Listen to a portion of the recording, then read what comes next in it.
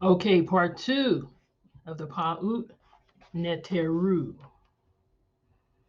All right, which is chapter 5 of the Metu Neter volume 6. All right, part two. Make sure that you like, share, and subscribe to this channel. Mantras, affirmations, prayers, and spells, because I'm going to break down the entire Metu Neter. I've studied it for 10 good years pretty much at this point, almost. And so it's time to bring it in a way that we can understand it, okay? For those who are the leaders. That's who I'm talking to. All right, so part two. It is important to note that the ancient Egyptians had several trees, okay? The Hebrew Bible speaks of two of these trees, right? The tree of the knowledge of good and evil and the tree of life. The Kabbalah details two, the tree of life and the tree of evil. It is interesting that the tree of the knowledge of good and evil is not detailed anywhere in Western spirituality. Hmm, I wonder why. Okay. We will see that it is not a tree in itself, but the use of what has come to be known as the tree of life as the basis of the Osirian initiation, the major religious practice in Egyptian religion. Before moving to an examination of the tree of life, I would like to conclude this section by reminding the reader that the tree is not a mystical device. The tree is not a mystical device, is what Ra'an Nefer Amen is speaking to right now. What he wants us as the student to understand right now is that the tree of life is not mystical. It is the cornerstone of scientific thinking. It's scientific, not mystical. It's the cornerstone, as a matter of fact. The importance of the cornerstone, okay, that the builders refused, okay? Anyhow, it is the cornerstone of scientific thinking. The universe is the differentiation of a primordial, undifferentiated substance, okay? Let me bring it down, okay? Bring it down. All right. It is the cornerstone of scientific thinking. The universe is the differentiation of a primordial, undifferentiated substance, energy slash spirit, a unity or singularity into an infinitude of things, okay? Out of one many, I think is how they say that.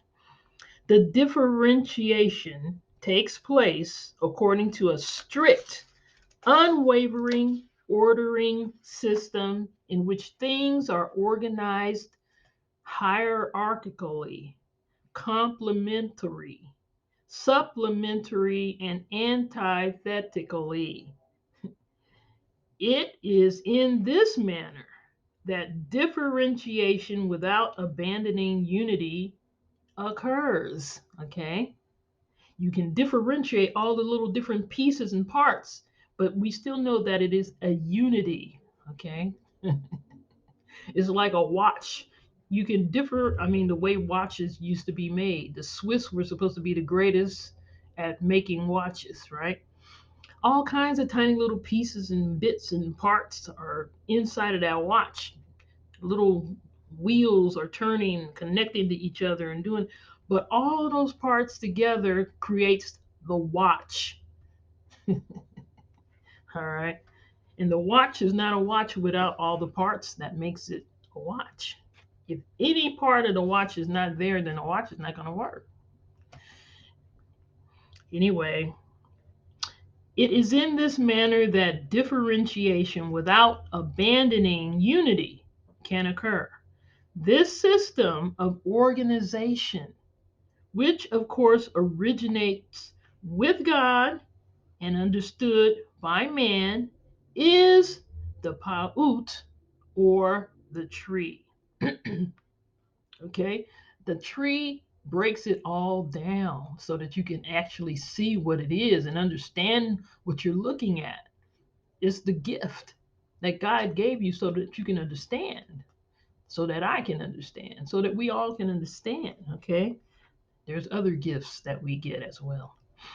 The essence of the tree slash Paut is not in the contents of the elements that make it up, but in its structure of hierarchy, complements, supplements, and antithesis, as in forces of Unitarian thinking. Okay. Therefore, we find in Kemet or Kemet various Pautu, Pautu, or Pauts, or trees. The Paut of Kimenu, okay, maybe that was a king, King Kimenu, okay, or the pre-creation tree, that's one. The Paut of Anu, maybe that was King Anu, I don't know, okay, or the creation tree.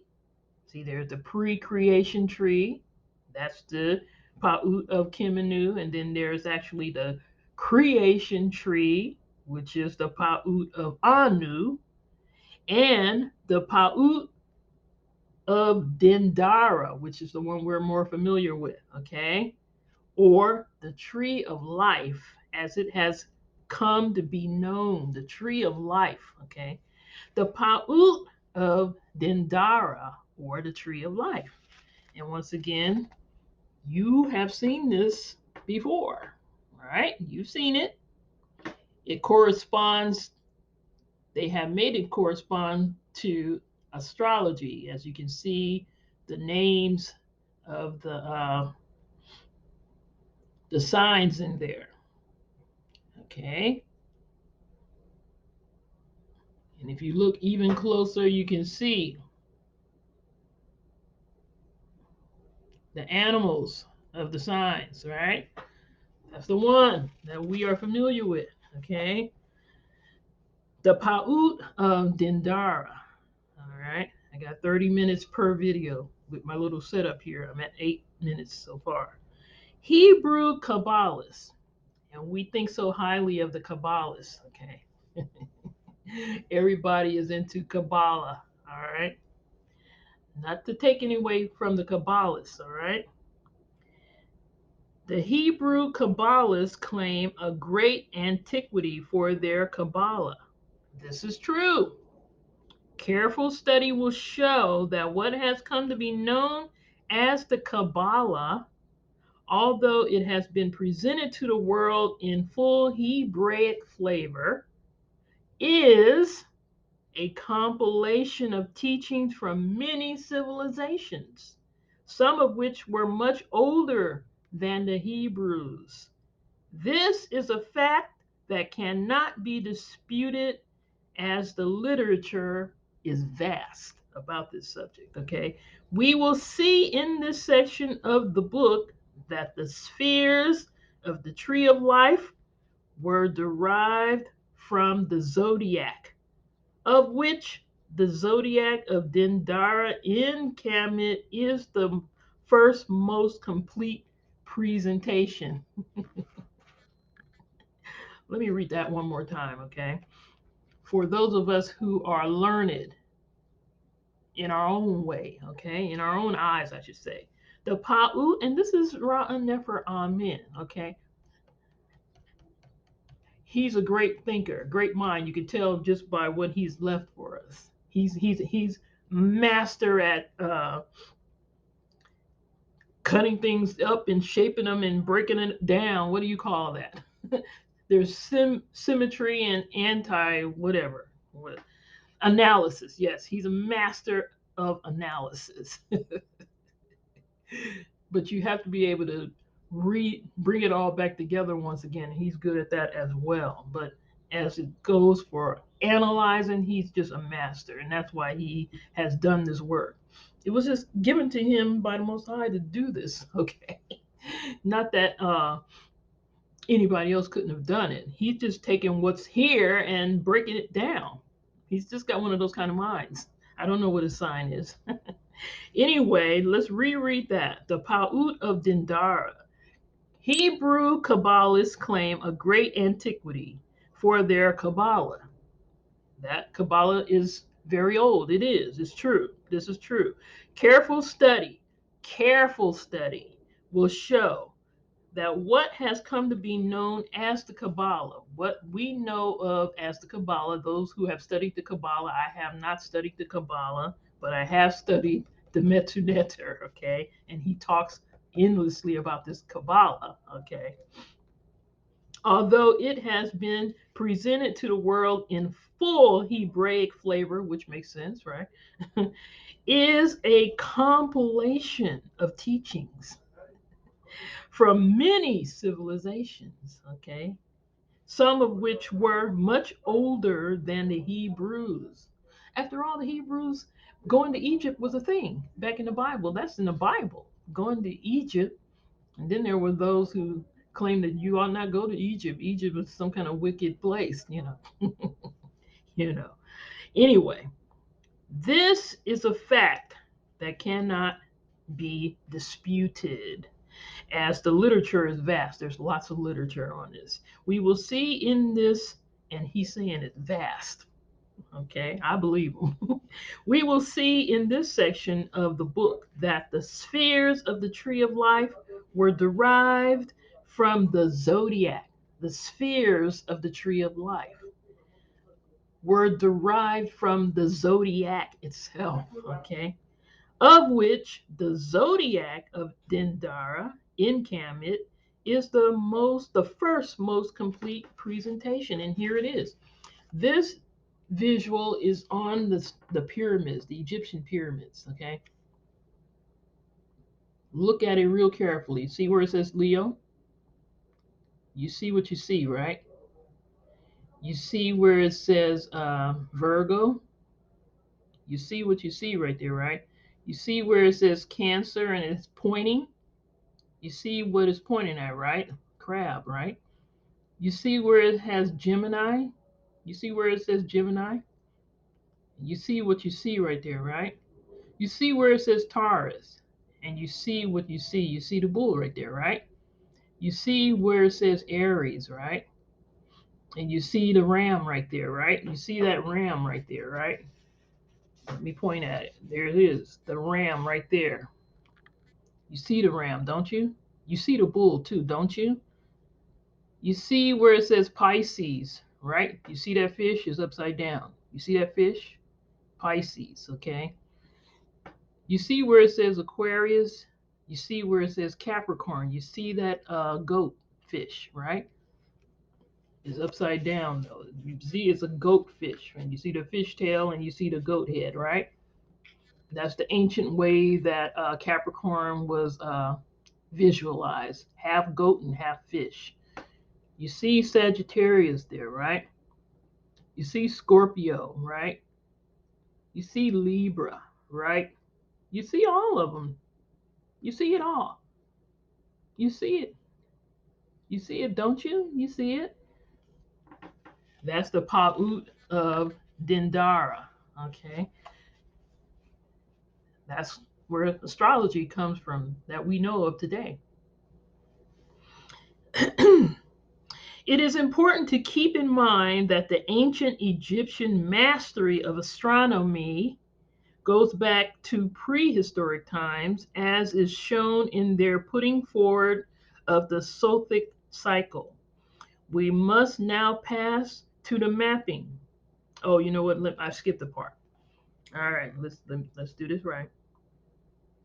This is a fact that cannot be disputed as the literature is vast. We will see in this section of the book that the spheres of the tree of life were derived from the zodiac, of which the zodiac of Dendera in Kemet is the first most complete presentation. That's the first one that's the most complete. This zodiac was painted on the vault of the temple of Dendera. It depicts the 12 signs of the zodiac and many of the major constellations. It is important to keep in mind, and I just showed you, that the ancient Egyptian mastery of astronomy, okay, as well as astrology, goes back to prehistoric times. These are ancient people. Of course, it goes back to prehistoric times. All right. As is shown in their putting forward of the Sothic cycle. We must now pass to the mapping of the zodiac to the tree of life. Ooh, I like that. The mapping. And that's what this channel is, maps. Okay. Mantras, affirmations, prayers, and spells. I mean, it just fell into place like that. Maps. Okay. The mapping of the zodiac to the tree of life. I will give the Hebraic and the Kemetic correspondences. I'm at 16 minutes. The key is in the correspondences of the spheres of the tree of life to the planets, and the latter to the signs of the zodiac and the Neteru. So there is the correspondences of the tree of life to the planets and the signs of the zodiac to the Neteru. All right, so here it is. The planets, the signs, the sphere, and the Neteru. Okay, so I'm going to just read it. Okay, sphere numbers, the planets, the sign, the sphere name, and the Neteru. Okay, so sphere 3, planet Saturn, sign Aquarius, sphere name Bina, Neteru Seker. So Bina on the tree of the Kabbalah tree of life, Bina, but on the Egyptian tree of life or Paut, it is Seker. And I've gone through those Neteru again and again. I got many videos to the effect. Okay. All right. I'm going to link all that stuff together from my other channel, which is the Mastery channel. I'm going to link what I've done in the past to what I'm doing here on this channel, maps. Okay. Sphere number 4. Planet is Jupiter. Sign is Pisces. Yes, the old fashioned, old school astrology. The sign Pisces was ruled by Jupiter before they found the new planets, okay? Before they discovered the planets. Back in old times, Pisces was ruled by Jupiter. And the sphere is Chesed, and the Neteru is Ma'at. Sphere number 5, planet is Mars, sign is Aries, sphere name is Gebra, and Neteru is Herukuti. And we know Herukuti is equivalent with Mars and Aries. And if you want to go one further, uh, in Yoruba, it's and he did this, and I read about it. What who is that? Ogun. No, not Ogun. The other one. I can't think right now. But anyway, sphere number 7, planet Venus, sign Taurus, sphere name Netzach, Neteru name Heru. Sphere 8, planet Mercury, sign Gemini, sphere name Hod, Neteru name Sebek. Sphere 9, planet Moon, sign Cancer, sphere name Yesod, Neteru Aset. Sphere number 6, planet Sun, sign Leo, sphere name Tippereth, Neteru Heru. Sphere number 8, planet Mercury, sign Virgo, sphere name Hod, Neteru Sebek. Sphere number 7, planet Venus. We know there's two Venuses, Libra and Taurus, right? Venus, sign Libra, sphere name Netzach, Neteru Het Heru. Sphere 5, planet Mars, sign Scorpio. Back in the old days, Scorpio was ruled by Mars before Uranus or whatever it is ruled by these days was even discovered or whatever. How did the old thousands of years ago days, Scorpio was ruled by Mars, okay? And the sphere name under that is Gebura. And of course, Herukuti is the Neteru. And then sphere number 4 again, Jupiter is the planet, Sagittarius is the sign, Chesed is the sphere name, and Ma'at is the Neteru name. So Pisces and Sagittarius were both ruled by Jupiter. Taurus and Virgo both ruled by Venus. And let's see, Aries and Scorpio both ruled by Mars back in those old days. Okay. And then sphere number 3, planet Saturn again. Oh, yeah, and that one too. Capricorn is the sign, and Bina is the sphere name, and Sekher is the Neteru. And so they're Aquarius and Capricorn were ruled by Saturn. And even when I was reading from that book, The Ancient Astrological Secrets of the Jews Revealed, which is probably that Kabbalah stuff, but that was very popular when I read that book. People loved that. They said what I read in that book was that for that Saturn, Aquarius and Capricorn, Aquarius was the diurnal, meaning the day, whereas Capricorn was the nocturnal, meaning the night. Okay. Aquarius is the day and Capricorn is the night. And that author, what was his name? I forgot the man's name, but he was like